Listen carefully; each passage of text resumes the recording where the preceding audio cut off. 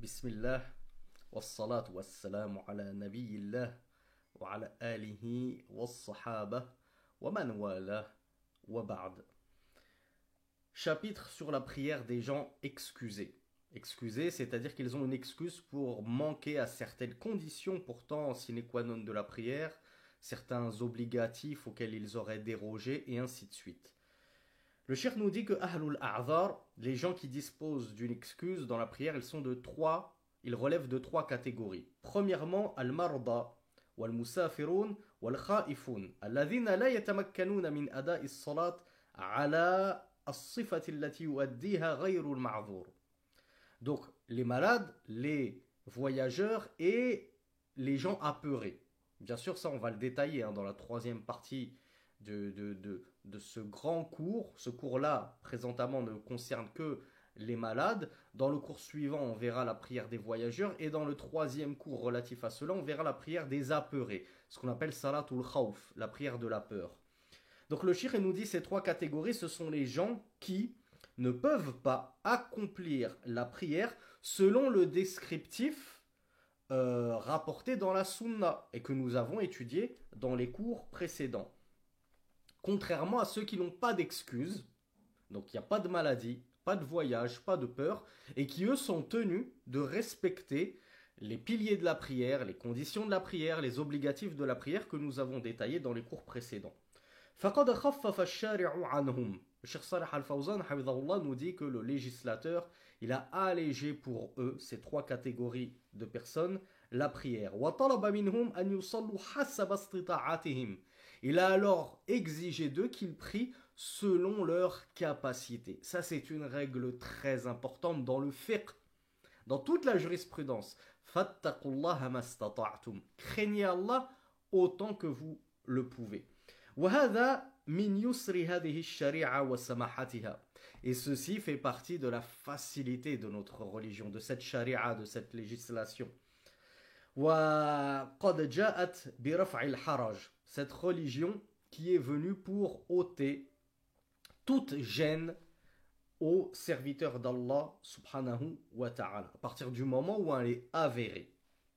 Parce que si chacun devait faire selon ses propres caprices, ah oui mais ça me gêne, ah oui mais ça m'embête, ah oui mais ça c'est trop pour moi, on ne s'en sortirait plus.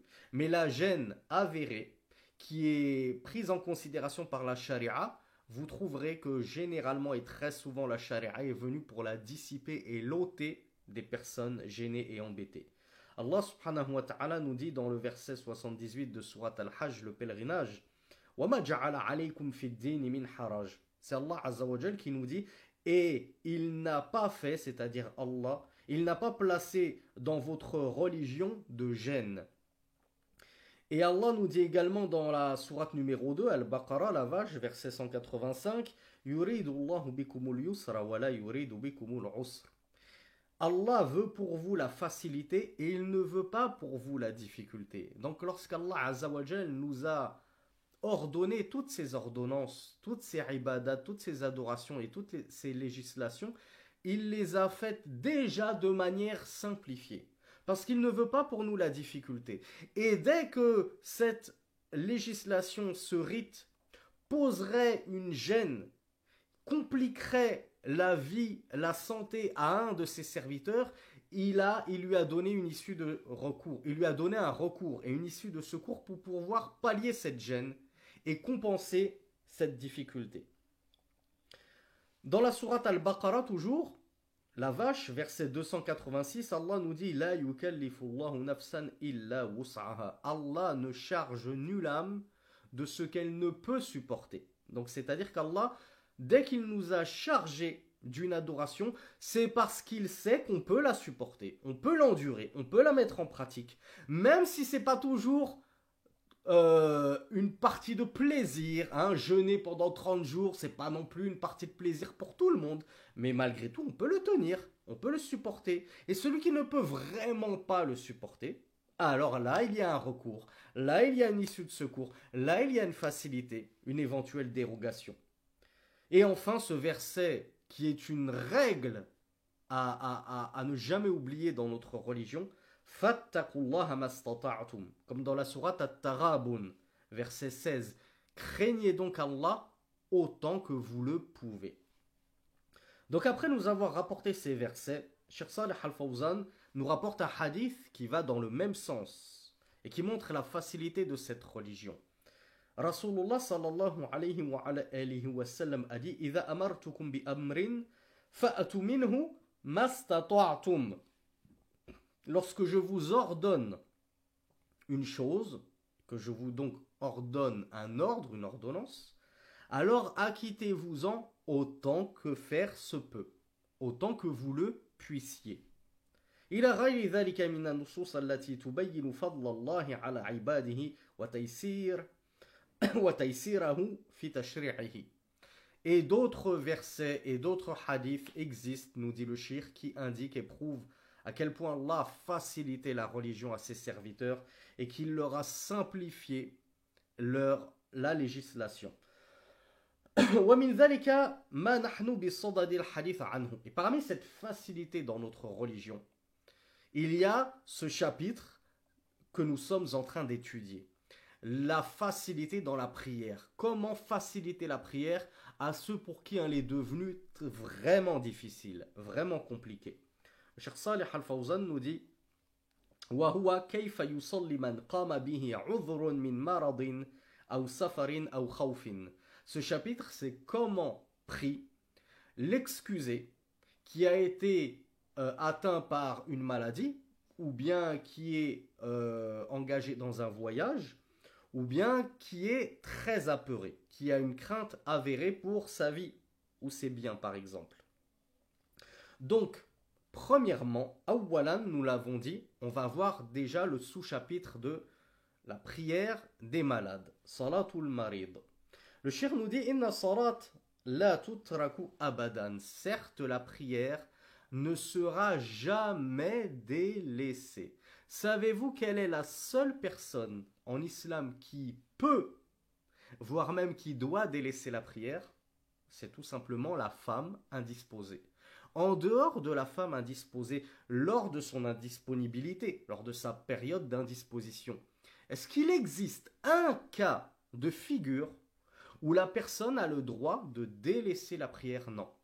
En islam, il n'existe aucun autre cas de figure où la personne a le droit de délaisser la prière en dehors de la femme lorsqu'elle est indisposée. Allahu Akbar. Ça vous montre à quel point la prière est fondamentale et capitale et cruciale dans notre religion. Donc voilà pourquoi le cheikh nous a dit Inna salata la tutraku abadan. Certes, la prière ne sera jamais délaissé. Falmarid, donc même le malade, même celui qui est hospitalisé, même celui qui est à l'agonie sur son lit de mort avec des perfusions de partout et des câbles dans le nez, etc., même lui n'est pas dispensé de prier. Falmaridu yalzamuhu an yuaddi as-salat qa'iman. Donc le malade, il est toutefois exigé de lui qu'il prie. Comment est-ce qu'il doit prier? Déjà debout.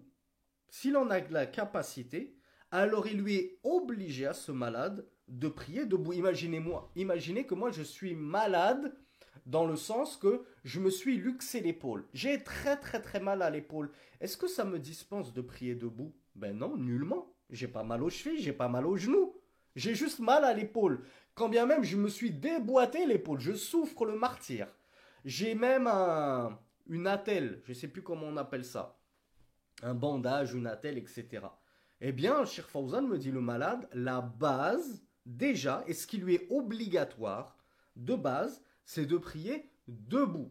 On l'a vu, la station debout, ça fait partie des piliers de la prière. Donc c'est pas parce que tu as un petit rhume, que tu as une petite grippe, que tu as la voix enrouée, que tu t'es luxé l'épaule, que ça te dispense d'avoir à prier debout.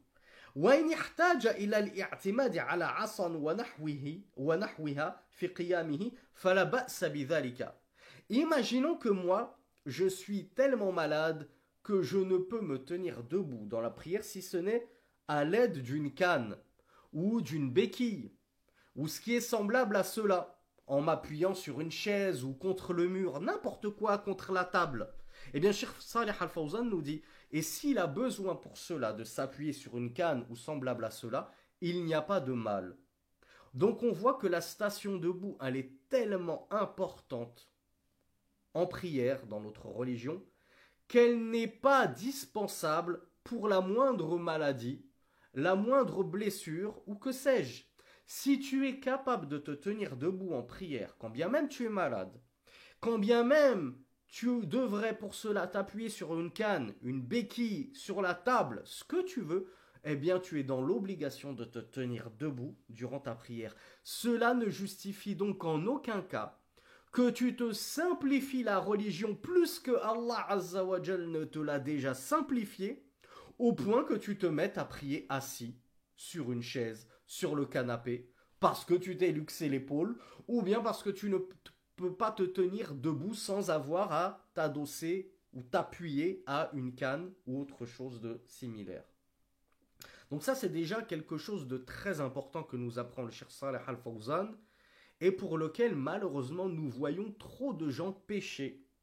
Pécher dans les deux sens. Pécher dans le sens qu'ils manquent à cette façon de prier qui est correcte, et pécher dans le sens qu'ils prennent des péchés pour avoir adoré Allah sans science, comme le font les chrétiens qui adorent leur Seigneur sans science, sans connaissance. Ben nous, on doit prier, et comme on est malade, on s'est dit, bah tiens, je vais m'asseoir, parce que je suis malade. Tu cherches même pas à demander aux gens de science comment est-ce que tu dois prier lorsque tu es malade. Et là, forcément qu'on est pécheur. Lorsqu'on se met à adorer Allah sans science et qu'on se met à bricoler dans notre religion sans même avoir questionné les gens de science comme Allah Azza wa Jal nous l'a pourtant demandé. Mais parce que j'ai vu ma grand-mère prier comme ça au bled, ben je me dis c'est comme ça qu'on prie quand on est malade. C'est pas comme ça que ça marche en islam. Faut questionner les gens de science.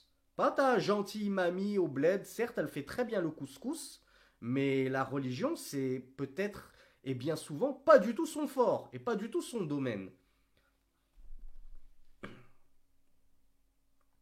Donc le Cheikh Saleh Al-Fawzan nous dit لأن ما لا يتم الواجب إلا به فهو واجب. Car ce qui ne peut être ce par quoi l'obligation ne peut être concrétisée devient lui-même obligatoire.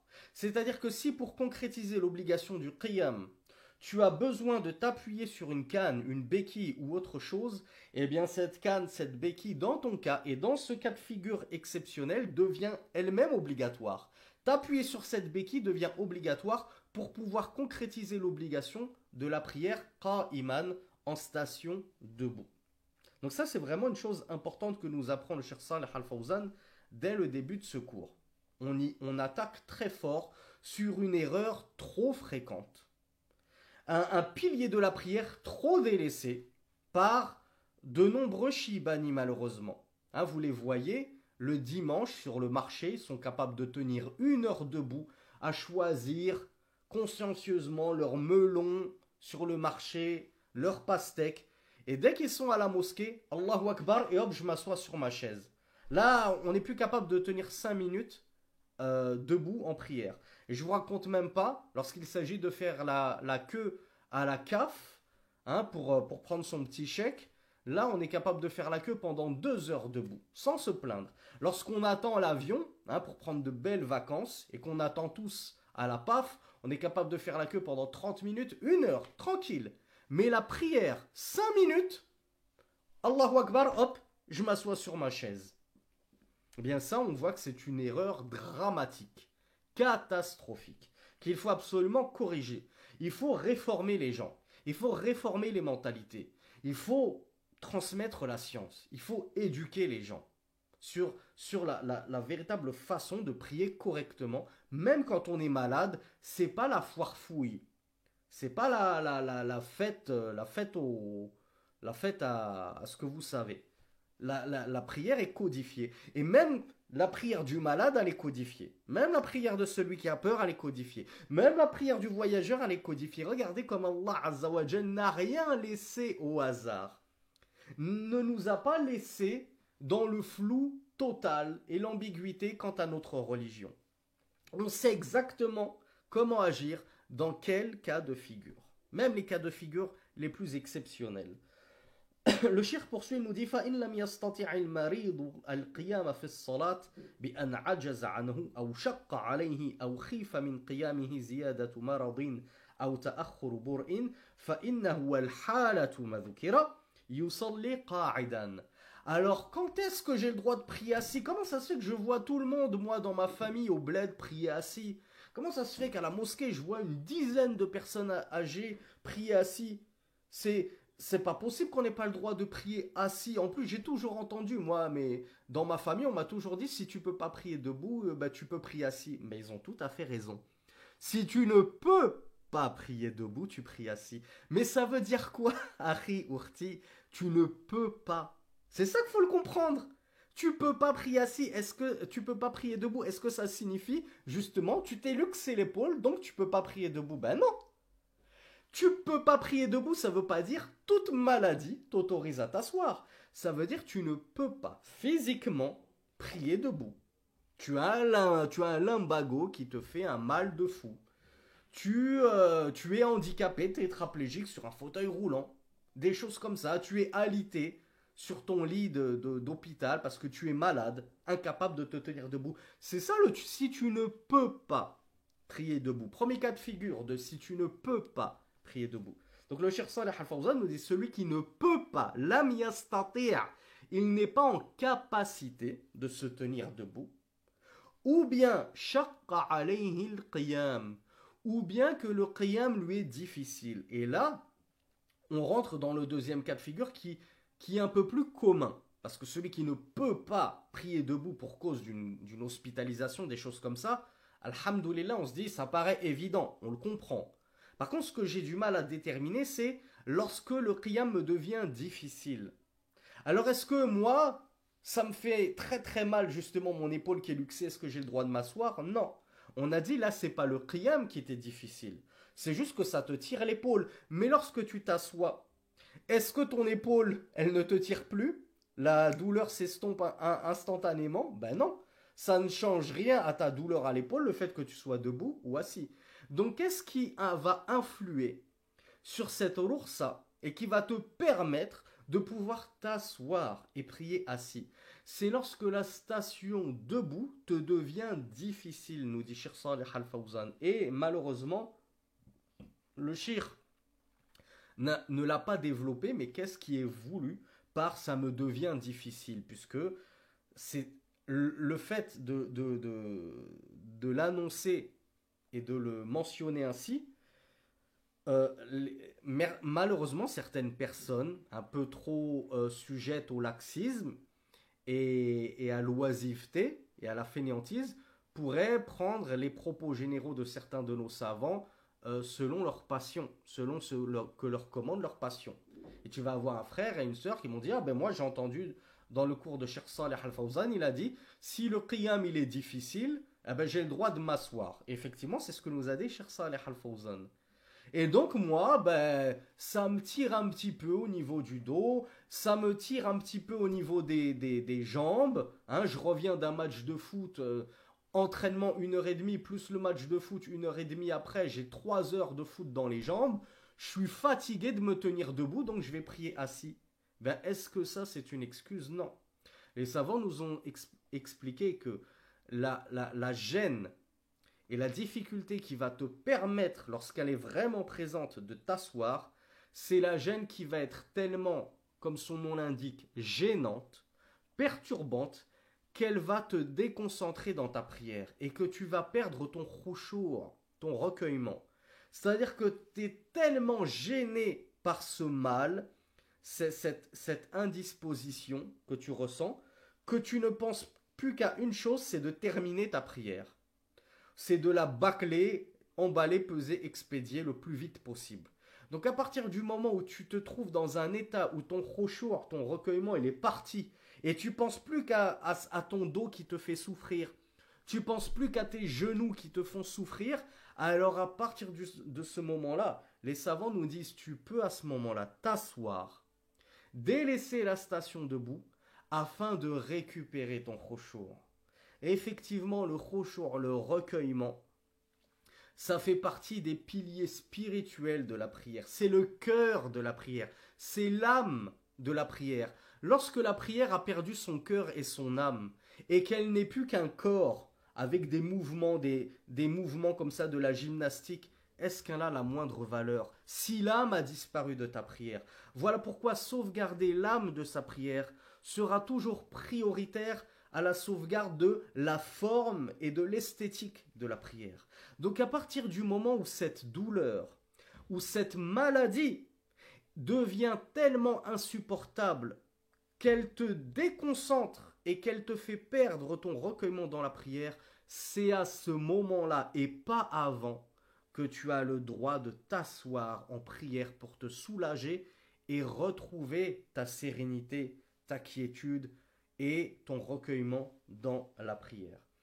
Encore une faute qu'on retrouve chez trop de personnes. Il y a des personnes qui se disent, moi j'ai compris que je devais dire Allahu Akbar debout en prière. Et je tiens Al-Fatiha tranquille en prière avec l'imam. Et dès que l'imam il se met à se lancer dans la deuxième sourate, je m'assois. C'est pas comme ça que ça marche. Tu ne t'assois qu'au moment où tu ne peux plus supporter le qiyam. Tout ça, bien sûr, ça vaut dans la prière obligatoire. La prière du Jumu'ah et les 5 prières quotidiennes. La prière surérogatoire, on l'a vu dans un cours précédent, on a le droit de s'asseoir même sans excuse. Même sans excuse. Alors que dire de celui qui est un peu malade, que ça gêne, il a le droit de s'asseoir même dès le départ. Il n'y a aucun souci. Mais la prière obligatoire, tu ne peux t'asseoir que lorsque tu ne peux pas supporter, ou tu ne peux pas te tenir debout, ou bien que tu ne peux plus supporter le qiyam. Et notez bien la différence. On a dit tu ne peux pas et tu ne peux plus. Pas plus. Deux cas de figure qui sont différents. L'un n'est pas égal à l'autre. Le fait de ne pas pouvoir physiquement, parce que je suis alité, ou bien le fait de ne plus pouvoir. J'ai pu tenir la moitié de la Fatiha avec l'imam, mais au bout de la moitié de la Fatiha, c'était devenu trop pénible. J'ai fait le maximum de ce que je pouvais. À ce moment-là, tu t'assois. Pas avant. J'ai pu tenir toute la Fatiha. Et l'imam, il s'est mis à commencer à lire Surat al-Baqarah, les 10 premiers versets. Et au bout du 11e, je sens que je tiens plus. Là, je m'assois au 11e verset. Pas avant.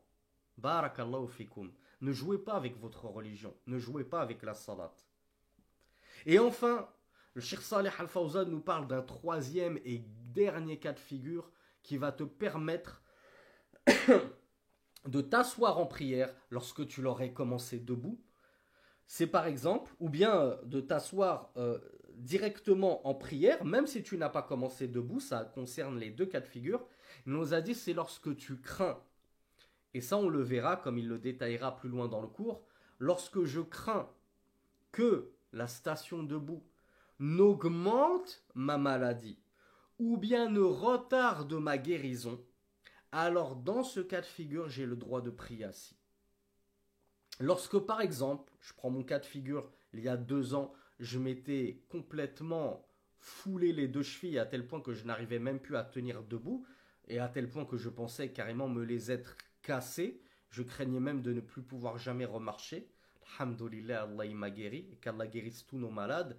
Lorsqu'on est dans ce cas de figure, où tu as consulté en terre d'islam, je prends mon cas parce que j'étais en terre d'islam, un médecin musulman, digne de confiance, etc., même si tu es en terre de Koufr, admettons que tu vis encore en terre de Koufr, tu es allé voir un médecin musulman, digne de confiance, et il t'a dit attention, arrête de prier debout, parce que tes chevilles, elles ont besoin de repos, et si tu fais supporter à tes chevilles le poids de tes 80 kilos, pendant 5 minutes, ça va retarder ta guérison. Au lieu de guérir en 1 semaine, 2 semaines, il se peut que dans 2 mois, tu sois encore à souffrir, à marcher avec des béquilles et ainsi de suite.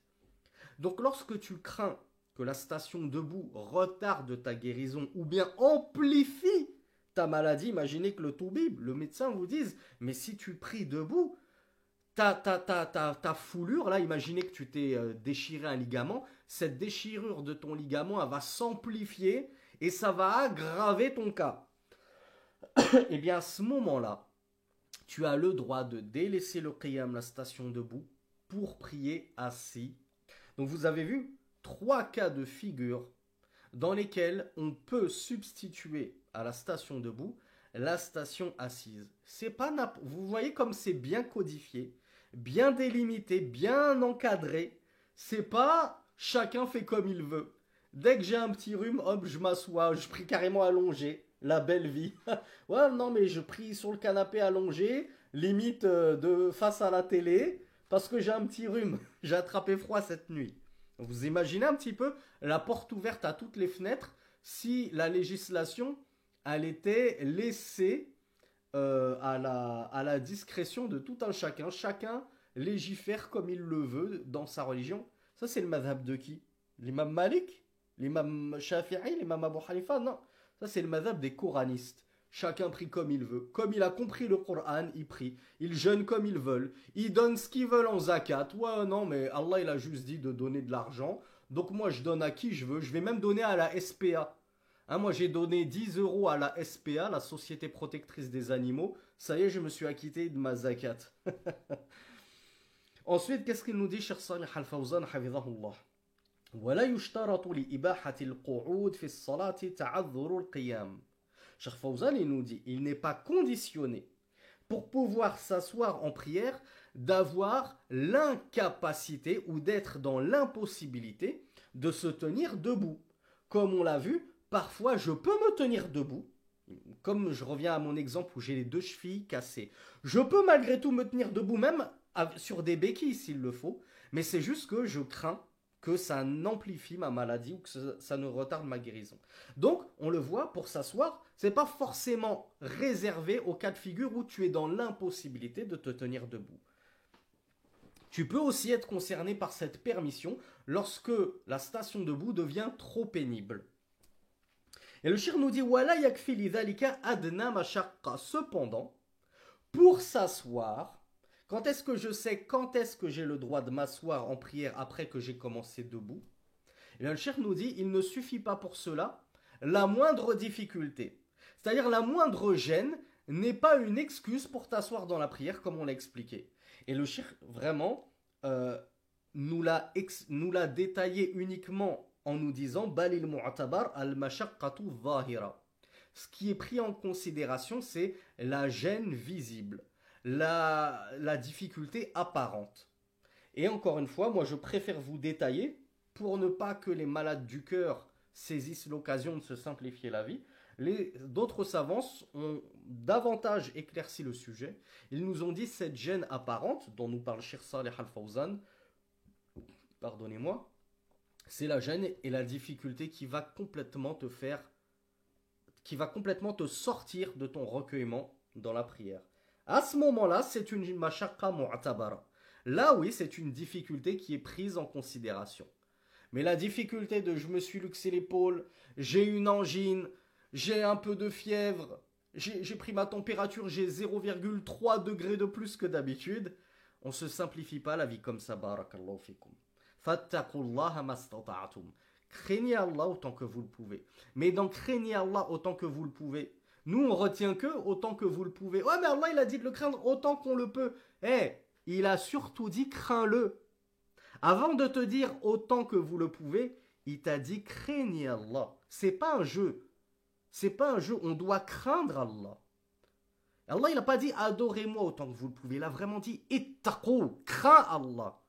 Crains Allah, crains son châtiment, crains son courroux, crains sa punition, crains qu'il ne t'emmène en enfer parce que tu as joué avec ce rite fondamental de notre religion qu'est la prière. وقد أجمع العلماء على أن من عجز عن القيام في الفريضة صلاها قاعدا. Le Cheikh Salih Al-Fawzan hafidhahullah nous dit et les savants sont unanimes que celui qui est dans l'incapacité de se tenir debout dans Al-Farida, elle est là la précision que je vous évoquais tout à l'heure, dans la prière obligatoire, c'est là dont il est question dans ce cours-là. Prière surrogatoire, il y a encore plus de facilité. Je peux même prier assis dès le départ si je veux, sans excuse aucune. On l'a déjà étudié. Mais quant au fait que celui qui est dans l'incapacité de prier debout dans la prière obligatoire, il a le droit, sallaha qa'idan, il a le droit de la prière assise, ça c'est une unanimité des savants. Alhamdulillah. Donc il n'y a même pas matière à discuter. Ne t'inquiète pas, si vraiment tu es concerné par les 3 cas de figure qu'on a vus précédemment, que tu ne peux pas prier debout, soit parce que tu es dans l'incapacité, soit parce que ça va augmenter ta maladie, soit parce que la gêne est trop insupportable et elle te détourne de la concentration dans ta prière, alors tu as le droit de prier assis. Question super importante qu'évoque Cheikh Saleh Al-Fawzan, il nous dit Wala i'adata alayhi. Mais moi, j'ai bénéficié de cette rukhsa, de cette facilité. Mais une fois que je suis guéri et que je peux me remettre à prier debout, est-ce que je dois rattraper toutes ces prières bricolées dans lesquelles j'ai bricolé ou je me suis assis alors que normalement j'aurais dû être debout? Non. Alhamdoulilah, tu n'as même pas à rattraper toutes ces prières dans lesquelles tu as prié assis au lieu de prier debout pour une raison bien justifiée. Et sinon, où serait la facilité dans cela si Allah exigeait de nous qu'on rattrape après déjà avoir prié dans un état de fatigue conséquent, qu'on doive en plus rattraper toutes ces prières? Vous imaginez celui qui a 1 mois, 2 mois de prières à rattraper? Wala yanqusu thawabahu. Et toutes ces prières qu'on a priées assises pour une raison bien légiférée, est-ce que Allah nous inscrit que la moitié de la récompense, comme il le fait pour celui qui a prié sa prière surérogatoire assis, par choix, pas par excuse, par choix? On a vu dans un cours précédent, lui, celui qui prie la prière surérogatoire assis par choix, il a uniquement la moitié de la récompense. Et celui qui l'a prié, sa prière obligatoire, par maladie, ou la prière surérogatoire par maladie, par excuse légiférée, Cheikh Saleh Al-Fawzan nous dit, et cela ne diminuera rien de sa récompense. Et pensez-vous qu'Allah n'est pas suffisamment généreux pour nous donner la pleine récompense de notre prière parce que nous avons prié avec l'excuse qu'il nous a donnée, avec la façon de pallier qu'il nous a enseigné? Et pensez-vous que cette maladie qui m'a affecté, qui m'a touché, vous pensez que c'est autre qu'Allah Azza wa Jal qui vous l'a prescrite, qui vous l'a décrété? Et vous pensez qu'Allah est injuste au point qu'il décrète que vous soyez touché par une maladie? Ensuite, il vous donne un moyen de vous simplifier la prière et ensuite il ne vous inscrit que la moitié de la récompense? Jamais de la vie. Et certes, Allah n'est pas injuste envers les serviteurs. Donc, non seulement tu n'auras pas à recommencer ta prière lorsque tu seras guéri, et en plus, sache que ta prière a là 100% de la récompense. En tout cas, si tu l'as prié 100% correctement, avec notamment 100% de recueillement. Donc le cheikh poursuit, il nous dit وَتَكُونُ هَيْئَةُ قُعُودِهِ حَسَبَ مَا يَسْهُرُ عَلَيْهِ. Ah, ça c'est une question qu'on nous pose souvent. Quand j'ai le droit de m'asseoir du coup en prière, comment est-ce que je m'assois? Est-ce que je m'assois en tailleur, donc les jambes comme ça? Est-ce que je m'assois comme en position de tashahhud? Donc je m'assois sur la jambe gauche ou le pied gauche, je dresse mon pied droit. Est-ce que je peux m'asseoir les jambes carrément en direction de la qibla? Le shir nous dit, hafidhahullah, tu t'assois selon l'assise qui était la plus facile. Il se peut qu'il y ait des malades qui ont les genoux bloqués, rouillés, etc. et qui les dispensent d'avoir à prier debout, pardon, mais que même l'assise, eh bien c'est compliqué pour eux de s'asseoir en tailleur. Parce qu'il y a des savants qui disent il est recommandé, lorsqu'on prie assis, de s'asseoir en tailleur. Parce que c'est comme ça que s'était assis Rasulullah sallallahu alayhi wa sallam lorsqu'il avait prié assis. Mais si déjà le fait de t'asseoir en tailleur, rien que de ployer ton genou comme ça, puis l'autre comme ça et rentrer ta jambe sous l'autre, c'est difficile, Cheikh Fawzan nous explique, mets tes jambes de la manière qui te simplifie les choses.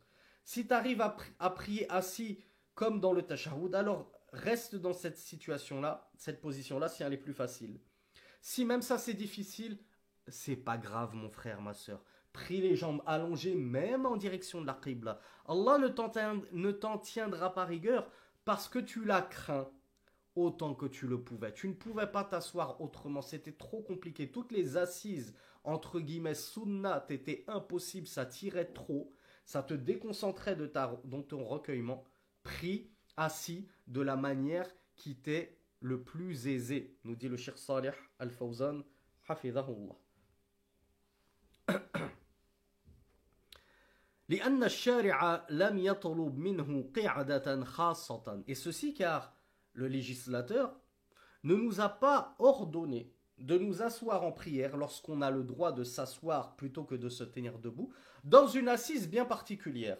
Alors comme je vous l'ai dit, il y a des savants qui ont recommandé de s'asseoir en tailleur, at-tarabbu', parce que c'est ainsi que le prophète s'était assis, sallallahu alayhi wa sallam, mais c'est une simple recommandation, ce n'est pas une obligation.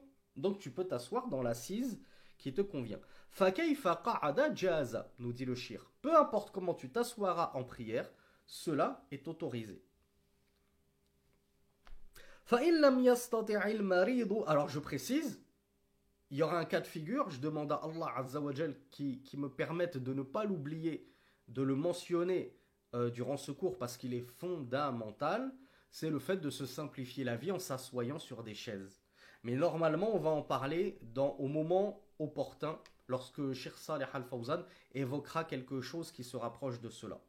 Donc c'est pas non plus n'importe quelle assise, ne comprenez pas ça. On parle d'une assise légiférée, c'est-à-dire l'assise au sol. Parce que Rasulullah sallallahu alayhi wa sallam, lorsqu'il a prié assis plutôt que debout, il ne s'est pas assis sur une chaise, il s'est assis au sol. Et on verra pourquoi. Inch'Allah. فإن لم يستطع المريض الصلاة قاعدا بأن شق عليه الجلوس مشقة ظاهرة comme on l'a vu أو عجز عنه فإنه يصلي على جنبه. Oui, mais moi je suis dans un tel état de maladie que même assis, je suis incapable de prier assis. Même assis, ça me tire trop. Ou bien que je ne peux pas m'asseoir tout simplement. Je suis dans un alité. Je suis alité sur mon lit d'hôpital. Je ne peux même pas me redresser. Je suis coincé dans cette position allongée. Eh bien, que faire lorsque je suis incapable de me tenir debout et même de me tenir assis? Ou que la station debout et même la station assis me sont trop pénibles. Le shir nous dit, eh bien à ce moment-là, tu vas pouvoir carrément prier allongé sur le côté. Donc celui qui ne peut pas prier debout, il prie assis. Celui qui ne peut pas prier assis, il peut prier allongé. Et ça, on l'a tous entendu depuis tout petit. On est d'accord? Ouais, je sais ça depuis tout petit. Ouais, tu sais. Mais est-ce que tu savais toutes les modalités inhérentes à ces façons de prier? Comment ça se fait que toi, dès que tu t'es foulé l'épaule, tu prends ta petite chaise et tu t'assois? Dès que tu as un peu mal au dos, dès que ça te tire le dos parce que tu ne peux pas t'asseoir sur la chaise, tu pries allongé dans ton canapé. C'est vraiment très codifié. Donc le Cheikh Saleh Al-Fawzan, hafidhahullah, nous dit innahu yusalli ala jambihi. Il prie allongé sur le côté. Wa yakunu wajhuhu ila al-qibla. Et lorsque tu t'allonges, de quelle façon tu t'allonges? Il nous dit tu t'allonges de sorte à ce que ta face soit en direction de la qibla. Que ta face face, je m'excuse à ce triple jeu de mots, que ta face face à la qibla. Et du coup, ça sous-entend que je vais être sur le côté al-jamb. Donc, je ne sais pas comment je vous l'ai traduit. Est-ce que je vous ai traduit il prie allongé? Alors, je reviens sur mes propos si c'est ce que j'ai dit. Il prie allongé sur le côté. On va préciser. Al-jamb, c'est vraiment le côté. Donc, si je ne peux pas prier assis, je me mets sur le côté. Je m'allonge sur le côté avec ma face en direction de la qibla. Mais du coup, j'ai le choix entre le côté gauche et le côté droit. Cheikh Saleh Al-Fawzan hafidhahullah nous dit wal afdal an yakuna ala jambihi al-ayman. Il est préférable que tu t'allonges sur le côté droit. Qu'est-ce que ça veut dire? Ça veut dire que si tu t'es allongé sur le côté gauche, sur le flanc gauche, face à la qibla, alhamdoulilah, ta prière elle est valide, il n'y a pas de mal. C'est juste que c'est meilleur de le faire sur le côté droit. Mais il se peut que nous ayons des frères et des sœurs qui soient justement bloqués du côté droit. Imaginez que la personne ne peut pas se tenir debout et assise et qu'en plus elle a une luxation de l'épaule droite, ben elle ne va pas pouvoir se poser tranquillement sur le côté, sur le flanc droit. Donc elle pourra se poser sur le flanc gauche, il n'y a aucun mal à cela.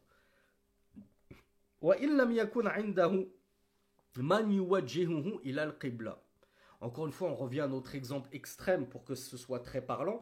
une personne alitée à l'hôpital et elle n'a personne pour pouvoir soit l'asseoir sur son lit d'hôpital, soit la tourner sur le flanc, que ce soit droit ou gauche, pour qu'elle prie sur le flanc, comme nous l'a ordonné le prophète sallallahu alayhi wa sallam. Puisqu'on le verra, c'est le prophète qui nous a ordonné de prier sur le flanc lorsqu'on ne peut pas prier assis. Eh bien, le cheikh nous dit donc il a personne pour l'orienter vers la qibla, sur le flanc notamment. Lui-même ne peut pas le faire par ses propres moyens. Salla ala hasabi halihi. Qu'est-ce qu'il vous faut de plus que cette simplification extrême dans votre prière et votre religion? Pourquoi on a besoin de simplifier plus que ce qu'on a déjà? Tout est déjà, alhamdoulilah, simplifié au maximum. Allah n'a pas placé pour vous de religion, de difficulté dans votre religion, comme on l'a vu. Le shir nous dit, si tu ne peux pas te tourner toi-même, et que tu n'as personne pour t'orienter et te tourner vers la qibla pour prier sur le flanc, tu pries dans la position dans laquelle tu es. Tu es allongé comme ça sur le dos, prie allongé sur le dos. C'est pas grave. Fattaqullaha mastata'tum. Tant que tu crains Allah autant que tu peux. Et que tu as essayé de procéder par étapes, par hiérarchisation. Je pouvais pas prier assis, je pouvais pas prier debout, j'ai essayé de prier assis. Je pouvais toujours pas prier assis, je vais essayer de prier allongé sur le côté droit. Je peux toujours pas prier allongé sur le côté droit, j'essaye de prier allongé sur le côté gauche. Je peux pas, peu importe le côté, je peux pas, je prie allongé. C'est pas grave, tel que je suis. Je vous donne un exemple complètement loufoque, qu'Allah nous préserve de connaître un jour un tel exemple. Imaginez-vous un frère, une sœur enfermés dans les geôles de tyrans despotiques. Ils t'enferment dans un cube d'1 mètre carré. Est-ce que tu as le droit de délaisser la prière parce que tu es enfermé dans un cube d'1 mètre carré comme ça, recroquevillé en boule sur toi-même? On l'a vu? Non. Tu n'as pas le droit de délaisser la prière même dans cet état-là. Tu pries comment? Puisque tu peux même pas t'allonger, tu pries dans l'état dans lequel tu es. Et on verra comment tu fais pour la sajda, le recours, Inch'Allah, dans la suite du cours. Donc le cheikh Salih al-Fawzan, hafidhahullah, il nous dit Salla ala hasabi halihi, il prie selon son état, s'il ne peut vraiment pas prier allongé. Il a ayyi jihatin tashulu alayhi. On demande, malgré tout, si on se trouve dans une situation où on a un membre de la famille qui peut au moins nous tourner le lit pour qu'on soit face à la qibla, où on est dans une chambre d'hôpital, on demande à une gentille infirmière, si possible un infirmier, si on est un homme, au médecin, est-ce que vous pourriez m'orienter? Ou on demande à la famille qu'elle vienne, venez me visiter et tournez-moi mon lit du côté de la qibla. Et si tout cela n'est pas possible, que tu peux même pas prier face à la qibla, eh bien c'est pas grave, tu pries allongé, dans peu importe la direction dans laquelle tu es orienté. Et ça, on en a parlé dans un cours précédent, antérieur, lorsqu'on évoquait le chapitre de la qibla. Lorsqu'il t'est devenu impossible, que tu as fait tous les efforts oui, tu as fait tous les efforts qui étaient en tes moyens dont tu disposais pour pouvoir t'orienter face à la qibla, eh bien, si tu ne peux pas prier face à la qibla, eh bien, Cheikh Salih al-Fawzan nous dit il n'y a pas de mal, prie dans la direction et dans la position qui t'est simplifiée. فإذا لم يقدر المريض أن يصلي على جنبه. Et si le malade ne peut pas prier sur son flanc, تعين عليه أن يصلي على ظهره. Alors, dans ce cas-là, il prie sur son dos, comme nous l'avons vu. Donc, allongé sur le dos, comme nous l'avons vu. أو صلى على جنبه أو على ظهره كما سبق. Non, pardon, j'ai sauté une ligne. وتكون رجلاه إلى القبلة مع الإمكان. Donc, comme je vous l'ai dit, lorsque je prie allongé, est-ce que j'ai le droit de prier dans n'importe quelle direction? Non, pas tout de suite. J'ai dit d'abord, tu demandes à quelqu'un de t'orienter face à la qibla. Ça veut dire quoi, être orienté? Ça veut dire mes jambes doivent partir en direction de la qibla. C'est pas le contraire. C'est pas tu te mets, la qibla elle est là, et toi tu demandes à ce que tes jambes soient là, et ta tête orientée vers la qibla. Non, c'est le contraire. De sorte que si tu peux relever un peu la tête pour regarder la qibla, tu vois la Qibla. C'est comme si, imagine-toi que tu étais devant la Kaaba. Eh bien, tu t'allonges de sorte que si tu relèves un peu la tête, tu vois la Kaaba face à toi. Donc forcément, c'est tes pieds qui vont être dans le prolongement de la direction face à la Qibla. Et ça, c'est ce que tu dois t'efforcer de faire lorsque tu pries allongé. Lorsque tu pries sur le côté, qu'est-ce qu'on a dit? On regarde obligatoirement la Qibla. Parce que ce soit le côté droit ou le côté gauche, dans tous les cas, j'ai pas d'excuse. J'ai aucune excuse de prier comme ça allongé en regardant dans la direction opposée à la Qibla. Mais par contre, si je peux prier, si je dois prier allongé pour une excuse, eh bien j'essaye de m'orienter face à la Qibla. Et si je ne peux pas, eh bien c'est là que là, Cheikh Saleh Al-Fawzan nous a dit, à ce moment-là, ça saute. L'orientation vers la Qibla saute en cas d'impossibilité de se diriger vers. Voilà pourquoi il nous a dit, Ma'al imkan. Tu dois t'orienter face à la Qibla même allongé, si cela est possible. وَإِذَا صَلَّى الْمَرِيضُ قَاعِدًا. Et si le malade prie assis.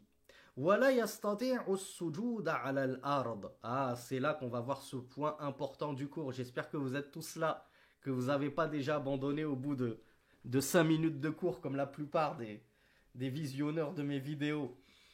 Si tu pries assis, si le malade doit prier assis pour une incapacité de prier debout, et وَلَا يَسْتَطِيعُ السُّجُودَ عَلَى الْأَرْضِ, et qui ne peut pas se prosterner à terre, أَوْ صَلَّى عَلَى جَنْبِهِ, ou bien qu'il a prié sur son flanc, أَوْ صَلَّى عَلَى ظَهْرِهِ, ou bien qu'il a prié allongé sur le dos, كما سبق, فَإِنَّهُ يُومِئُ بِرَأْسِهِ لِلرُّكُوعِ وَالسُّجُودِ. Alors il mimera l'inclinaison et il mimera la prosternation avec sa tête. وَيَجْعَلُ الْإِيمَاءَ لِلسُّجُودِ أَخْفَضَ مِنَ الْإِيمَاءِ لِلرُّكُوعِ. Et il s'incline, et il mimera la prosternation en abaissant sa tête encore plus bas qu'il ne l'a abaissé lors de l'inclinaison, afin de montrer que la prosternation est encore plus basse que l'inclinaison. وَإِذَا صَلَّى الْمَرِيضُ جَالِسًا وَهُوَ يَسْتَطِيعُ السُّجُودَ. Écoutez bien, ouvrez grand vos oreilles, les grands simplificateurs. Et si le malade qui prie assis est capable de se prosterner par terre, وَجَبَ عَلَيْهِ ذَلِكَ, il lui est obligatoire de faire ceci, c'est-à-dire de se prosterner par terre. وَلَا يَكْفِيهِ الْإِيمَاء. Et il ne lui suffit pas de faire un mime, de mimer le mouvement de la prosternation. Où sont toutes ces personnes qu'on voit à la mosquée s'asseoir sur leur chaise et faire des mouvements comme ça, comme ça? Et dès qu'il s'agit de manger, comme je le dis, autour d'un grand couscous le vendredi à la mosquée, plus de chaises. On est tous par terre autour du plat pour bien réserver sa place. Ou que ce soit chez soi. Lorsqu'il s'agit de s'asseoir par terre, le dos bien confortablement calé contre le sidari pour regarder la télé, là on sait poser son séant par terre. On sait même poser les genoux par terre s'il le faut, lorsqu'il faut se serrer un peu autour du plat pour pouvoir manger autour du plat. Mais lorsqu'on est en prière, je m'assois sur ma chaise. Le Cheikh Fawzan, bien entendu, ne l'a pas détaillé, mais moi je vous l'ai souvent détaillé. Et notamment dans la playlist la playlist Minhaj al-Muslim. C'est quoi le gros souci de prier sur une chaise? Revenons à la définition du sujoud. Rasulullah sallallahu alayhi wa sallam nous a dit Umirtu an asjuda ala sab'ati a'zum. J'ai été ordonné de me prosterner sur 7 os. OS, pluriel de os. C'est juste que ça se prononce O. Ces 7 os, c'est quoi? C'est premièrement le front. Et certains savants, comme Ibn Baz, ont fait rentrer le nez avec. Deuxième et troisième os, ou os pour le coup, les deux mains. Quatrième et cinquième os, les deux genoux. Sixième et septième os, les deux pieds. Et si possible, l'extrémité des orteils. Celui qui fait son soujoud sur une chaise en se prosternant, comme ça, en feignant, en mimant la prosternation, il s'est prosterné sur combien d'os ou sur combien d'os? Je vous laisse 3 secondes de réflexion. Essayez de vous imaginer la scène. Sur combien d'os ou d'os il s'est prosterné? 2. Lesquels sont-ils? Le pied droit et le pied gauche. J'espère pour lui qu'il n'est pas en apesanteur, avec les pieds comme ça, en train de nous faire une séance de gainage des abdominaux et qu'il lèverait les pieds comme ça en lévitation au-dessus du sol. Là, c'est la catastrophe. Il se serait prosterné sur 0 os, 0 os. Donc pas de soujoud pour lui, donc pas de prière pour lui. Mais bon, c'est une boutade. Normalement, ça n'arrive jamais. En tout cas, je l'espère que ça n'arrive jamais. Donc la personne qui prie sur sa chaise, au mieux, il s'est prosterné sur 2 os. Les 2 pieds. Et sont où les autres, mon cher frère? Sont où les autres os qui doivent se prosterner avec tes pieds, ma chère sœur? Où sont tes genoux? Où sont tes 2 mains? Où est ton front? Tu vas me dire, oui, mais moi je suis malade. Je peux pas abaisser mon front jusque par terre, ça me tire trop au niveau du dos. Est-ce que tu peux au moins t'asseoir directement par terre, descends de ta chaise 2 minutes qu'on teste, et regarde si tu peux t'asseoir par terre en posant tes genoux à terre. Tu le peux? Tu peux poser tes genoux par terre? Qui t'a dispensé alors de te prosterner sur 4 os? Tes 2 genoux et tes 2 pieds. Je vais même aller plus loin. Le simple fait qu'en t'asseyant par terre et en posant tes genoux par terre, tu poses ta main droite sur le sol, ta main gauche sur le sol. Qu'est-ce qui se passe? Tu viens de te prosterner sur 6 os au lieu des 7. Est-ce qu'il est mieux de se prosterner sur 6 os ou sur 2 os? Bien sûr, il est mieux de se prosterner sur 6 os. Mais est-ce que c'est mieux ou c'est obligatoire? Allah Azza wa Jal, qu'est-ce qu'il nous a dit? Il nous a dit, craignez Allah si vous le voulez, in shi'tum, où il a dit, fattakullaha mastata'tum, autant que vous le pouvez. Bien sûr, c'est la deuxième interprétation. Donc je me dois de craindre Allah autant que je le peux. Et je me dois de craindre Allah même dans mon soujoud, même dans ma prosternation. Si je peux craindre Allah, c'est-à-dire que je peux l'adorer comme il me l'a demandé, en me prosternant sur 7 os, je suis obligé de me prosterner sur 7 os.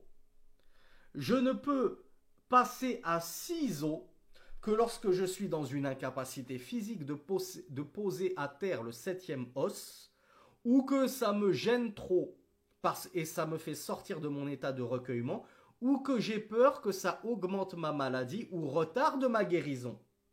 C'est les fameuses conditions qu'on a vues pour le qiyam.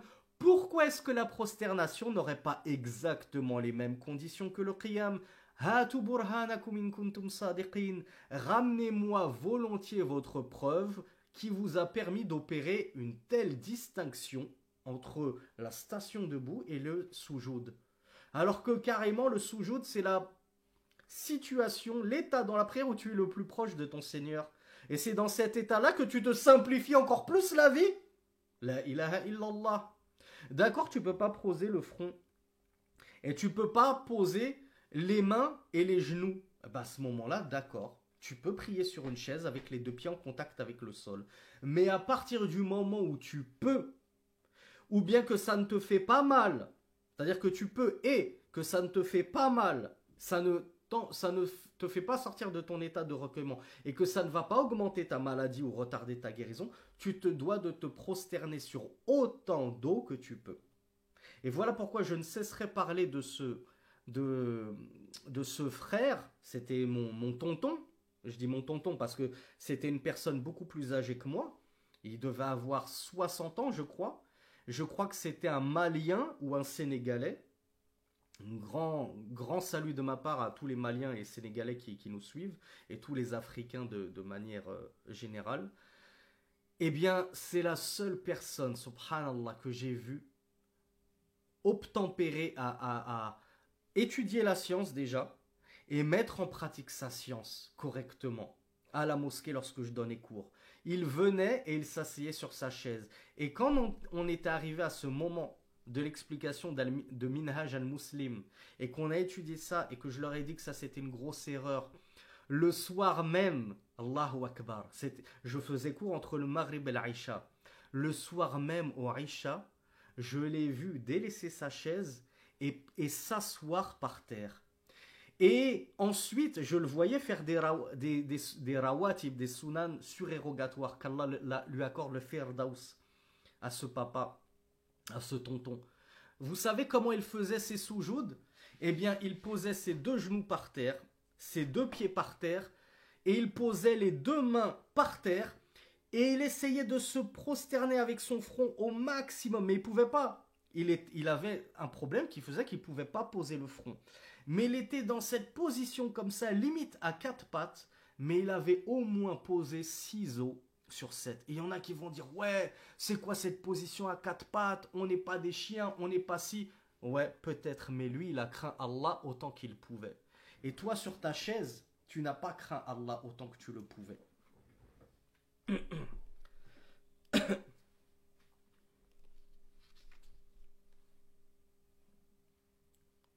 Donc voilà pourquoi Cheikh Fawzan nous a dit celui qui est dans la capacité de se prosterner par terre, il n'a pas le droit de rester confortablement assis sur sa petite chaise et de faire des mimes comme ça. Non, non, non. T'es malade, qu'Allah te guérisse. Tu peux te prosterner par terre, prosterne-toi par terre. Ce n'est pas un jeu.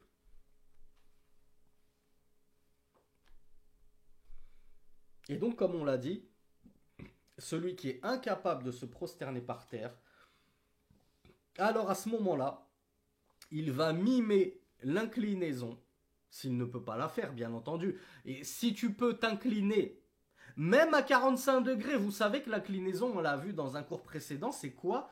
C'est le fait que tes mains soient suffisamment basses qu'elles arrivent à agripper tes genoux. C'est ça l'inclinaison minimale. Si tu n'arrives pas à plier ton dos à 45 degrés bien droit comme le faisait Rasulullah sallallahu alayhi wa sallam, baisse-toi au maximum, c'est déjà bien. Donc toi tu arrives à te baisser à 30 degrés et ça suffit pour que tes mains agrippent tes genoux. Mais faut pas te demander d'aller poser le front à terre, là tu es complètement bloqué, c'est impossible pour toi. Il n'y a pas de malachi. Tu t'inclines comme il se doit. Tu fais un vrai recours, une vraie inclinaison avec ta main sur les genoux. Et lorsqu'il s'agira de te prosterner par terre, à ce moment-là, oui, tu peux éventuellement t'asseoir sur ta chaise. Et si tu peux t'asseoir par terre, comme on l'a vu, c'est encore mieux. Et mimer la prosternation. Regardez, il y a toujours tout un tas d'étapes à suivre. Je dois faire ça. Si je ne peux pas faire ça, alors j'ai recours à ça. Si je ne peux pas faire ce recours, j'ai recours à un autre cas de figure. Et ainsi de suite. À chaque fois, j'élimine toutes les étapes que je ne peux pas faire. Mais c'est pas direct, je suis malade, hop, je prie sur ma chaise et je fais des mimes comme ça. Ça marche pas du tout comme ça. Mais combien, justement, croient que ça marche comme ça? Et font des prières qui ne sont probablement même pas acceptées d'Allah parce qu'ils ont adoré Allah sans science, sans même chercher à savoir comment prier Allah dans tel et tel cas de figure.